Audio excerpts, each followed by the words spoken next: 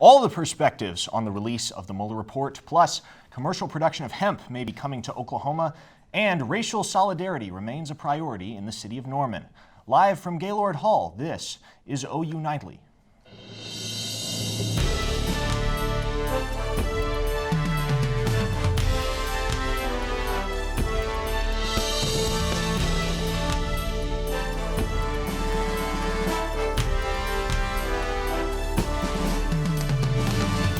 Hello, and thank you for joining us for OU Nightly. I'm Parker Thune. And I'm Brooke Murski. The Department of Justice released a redacted copy of Special Counsel Robert Mueller's report today. The over 400-page report features details on topics ranging from Russian interference in the 2016 election to whether President Donald Trump obstructed justice. Karen Kaifa has the latest details from the Department of Justice in Washington. Special Counsel Robert Mueller's redacted report into Russian interference in the 2016 U.S. election is broken into two volumes. On obstruction of justice, Mueller's team writing that it was unable to make a conclusion, saying that evidence obtained about the president's actions and intent presents difficult issues that prevent us from conclusively determining that no criminal conduct occurred.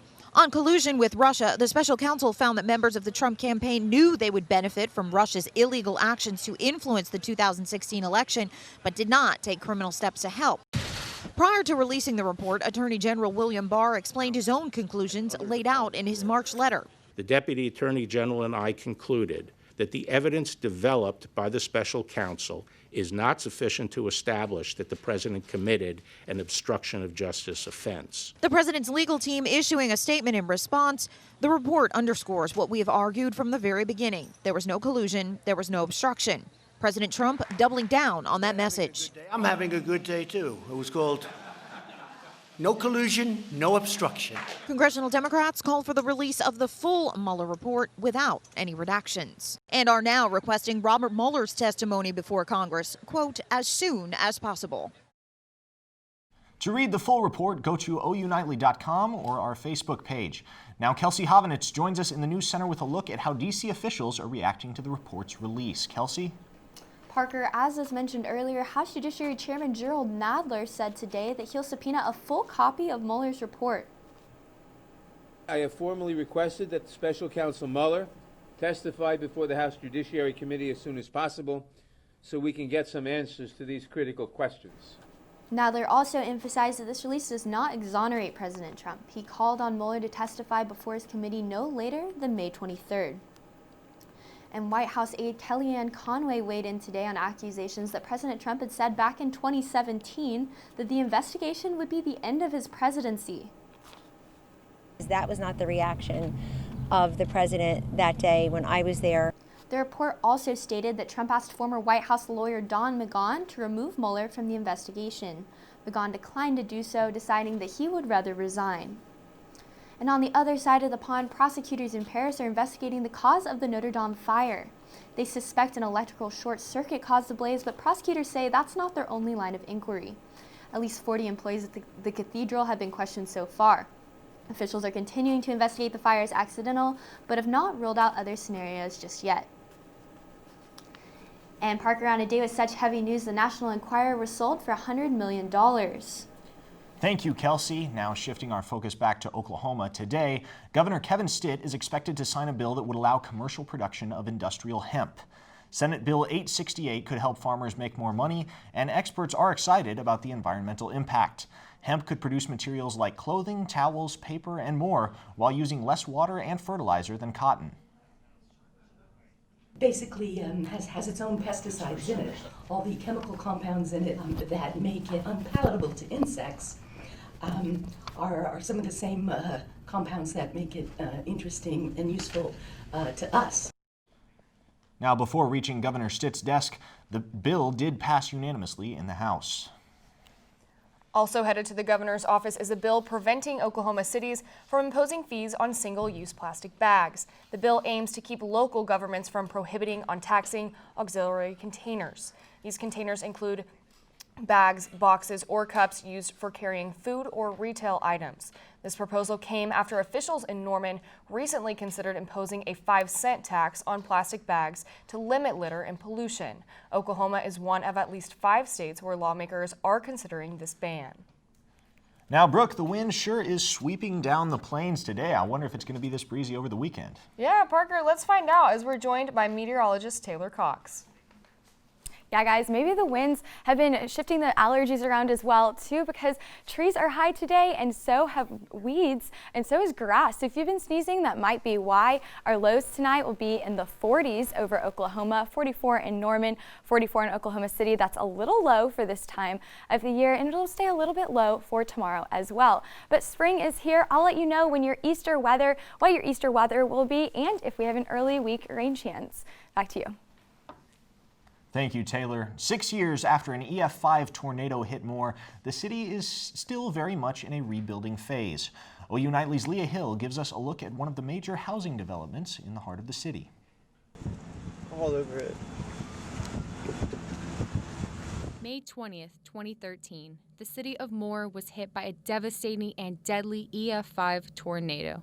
300 homes were destroyed, including one of Moore's most significant affordable housing residences, the Royal Park Mobile Home Community. Now, 6 years later, Moore is beginning the last and the biggest redevelopment project on the land of the old mobile home park. As a foundation for that project, we had a community input process. The neighborhood had some input, significant input as well. So we used that as the foundation upon which we built the project with. Nearly $50 million, with $15 million coming from a grant, will be used to turn the site of the old mobile home park into an affordable apartment complex. The apartment complex will have 244 total units and will also include amenities such as a pool, fitness center, and other shops and businesses.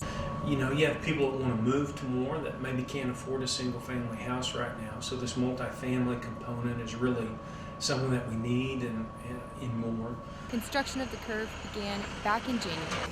Leah Hill, OU Nightly. And should construction remain on schedule, the curve is expected to open in 2020. An OU alum took top honors at the Norman Public School District Celebration of Excellence. Tyler Overton is the district's Rookie Teacher of the Year for 2019. Overton is a traveling music teacher who graduated from OU in the spring of 2018. Adams Elementary Principal Patty Thomason says they're grateful to have Overton as part of their staff. I think it just is a culmination of everything that he's about. He's that first-year teacher who came in and took initiative to a position that is a fairly new creation by the district. Overton teaches at 4 different schools every day and says his main goal is to teach his pre-K students that music is fun. Now, Brooke, in the poetic words of Cookie Monster, if sad, eat cookie. Unfortunately for our bright blue friend from Sesame Street, one popular cookie brand is issuing a widespread recall. We'll have the details next.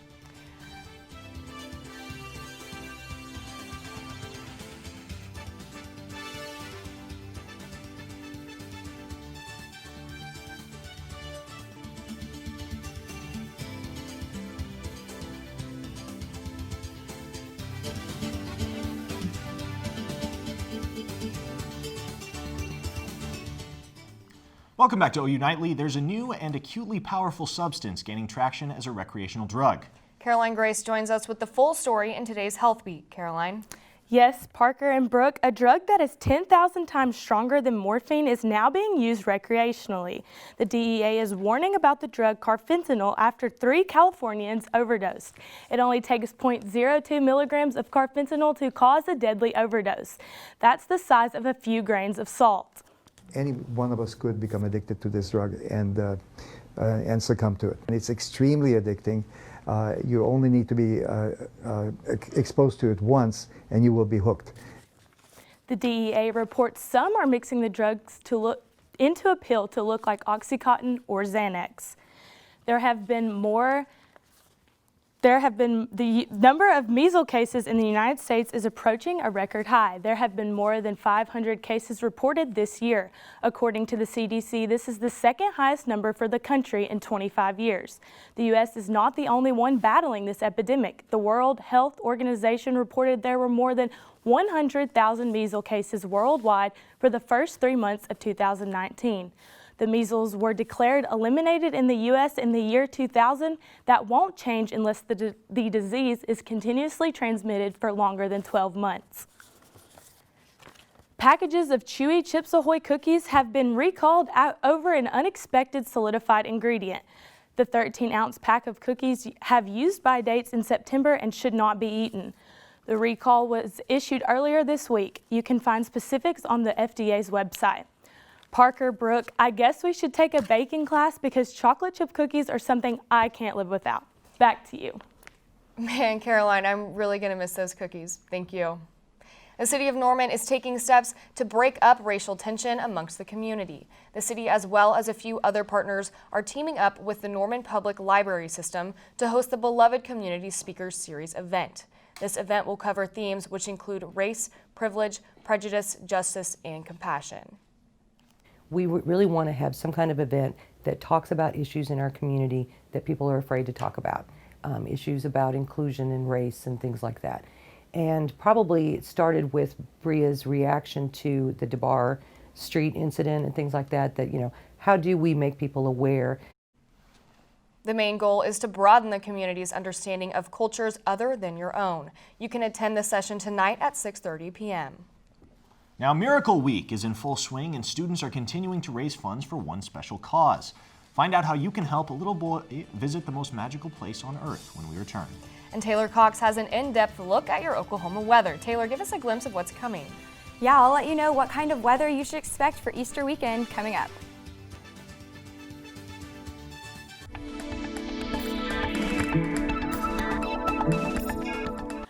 Welcome back to OU Nightly. Here's a look outside right now. It's a beautiful day today, but we do have some showers coming into the area within the next about a half hour, a few minutes.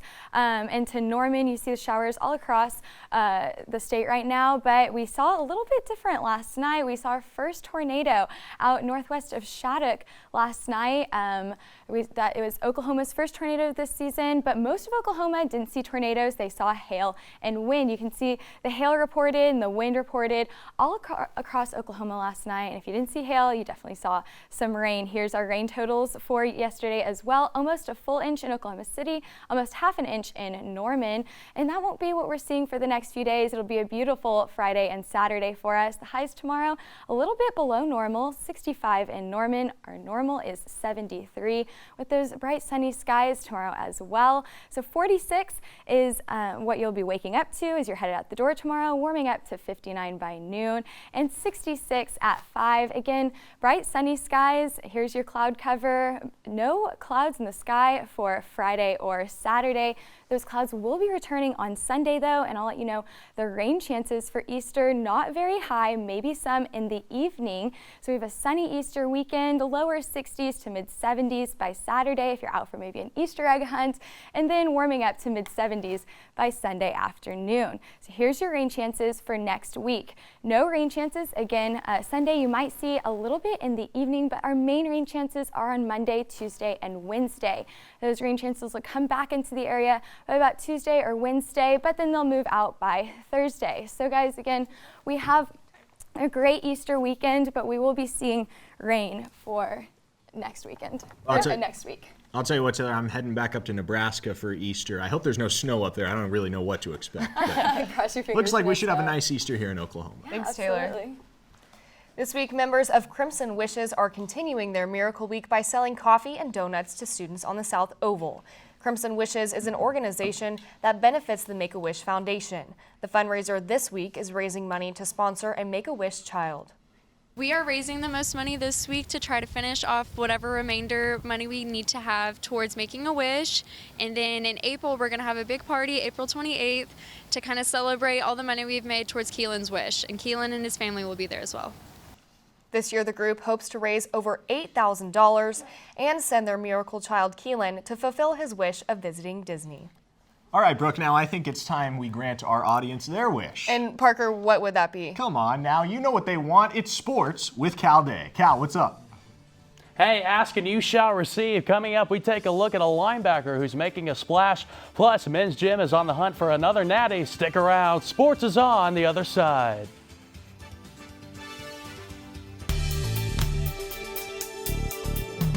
Hey, welcome back. Sports is on tap. I'm Cal Day. This weekend, I'll be searching for money eggs. Meanwhile, the OU men's gym team will be on the prowl for a 5th straight national title. Senior co-captain Yul Moldauer and the undefeated Sooners head to Champaign for qualifying sessions Friday, looking to advance to the finals on Saturday.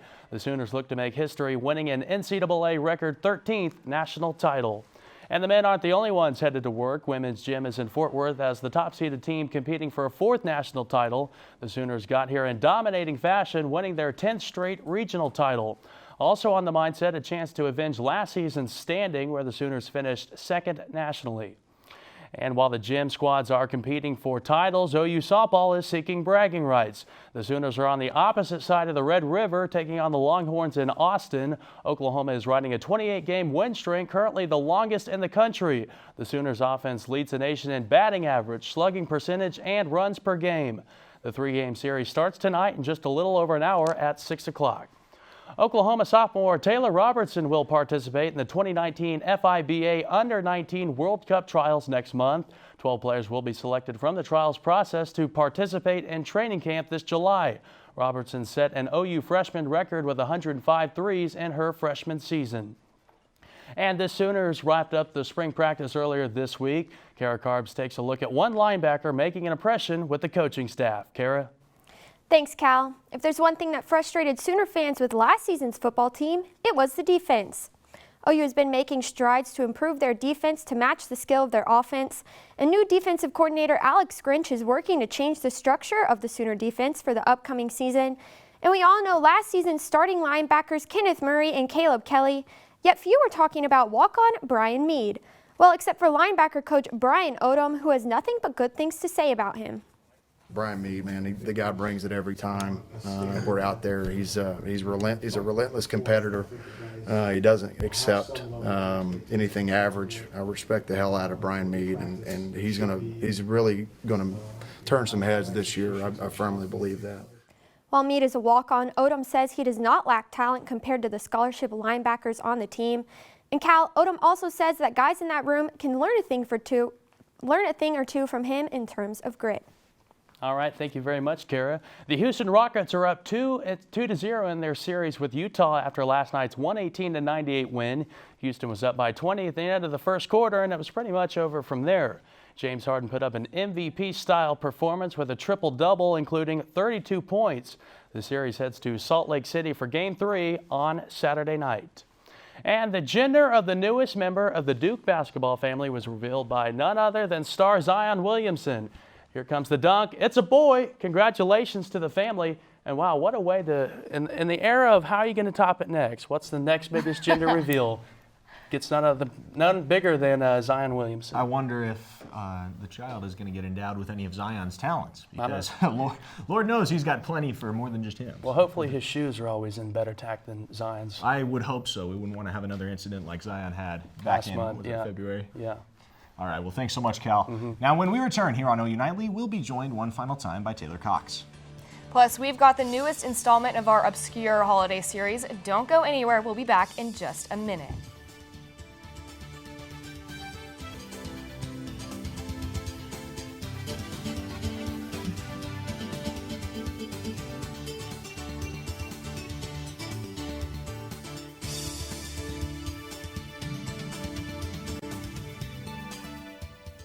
Welcome back. I'm Robert McGee at the OU Nightly Update Desk. The estate of a woman who died in prison is dropping its lawsuit against the Oklahoma Department of Corrections. Amber Hilberling was serving a 25-year prison sentence for second-degree murder when she died in 2016 at the Mabel Bassett Correctional Center in McLeod. Her estate sued the Corrections Department and claims inadequate supervision, medical care, and segregation procedures. The lawsuit also claims Hilberling was sexually exploited while serving her time. Back to you in the studio. Thanks, Robert. Today is a versatile day in our holiday series. Our beloved OU football team got to celebrate too. It's National Lineman Appreciation Day. The squad posted an Instagram picture right there showing off a few of the fellows that protect our Sooner signal callers. But it doesn't end there. Linemen aren't just the guys in pads on the field. The holiday also recognizes the individuals who work outside with power and electricity. And Brooke, we know from Kyler Murray's Heisman Trophy speech that he treated his linemen to the TCAF on the regular. How do you suppose Jalen Hurts is going to top that with this year's incarnation of the offensive line? We'll have to see. I don't know. All right, and with that, we're rejoined by Taylor Cox. Taylor, you got one final look at the weather for us? Yeah, we have some showers moving into the metro within the next few minutes. Here's a look at the radar right now. You can see those showers across western Oklahoma. They will be moving our way, but they will not be severe. Just some sprinkles here and there. And one last look at your 7-day. It'll be cooler for Friday, warming back up for your Easter weekend, and then those rain chances will return early next week. So guys, I'm looking forward to this nice Easter weather. Yes, the sun is coming out, the clouds are gone. Everything seems so beautiful, especially after we had that tornado scare. You know, it seems like we get a nice treat to be able to see the sun again. Yeah, of course. It's a great time to spend it with your family or maybe do some Easter egg hunts. Warm weather on the upswing, Easter on the horizon. Thank you so much, Taylor. Yes. Well, that's all the time we have today on OU Nightly, but we'll be back soon enough. We're live every weekday from Gaylord Hall at the University of Oklahoma. Be sure to join us again tomorrow at 4:30 for all your latest news, plus Big Friday sports. Have a great evening. Good night.